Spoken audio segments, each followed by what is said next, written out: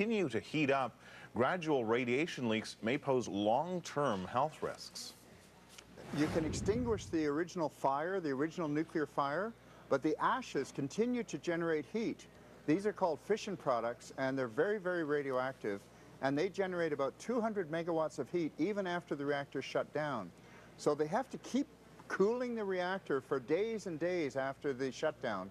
Otherwise, the temperature will rise and the reactor fuel will start melting at a temperature of about 4,000 to 5,000 degrees Fahrenheit.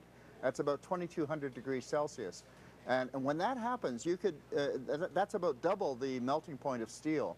So therefore, it'll just melt through the floor of the reactor eventually and right into the ground.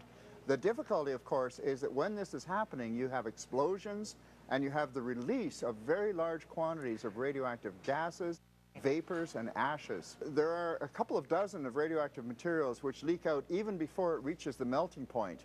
And cesium is one of the worst of these. What happens is that when they come in contact with cold surfaces, whether buildings or skin or internal organs, they adhere, they stick, and they become a part of that. They become incorporated into it.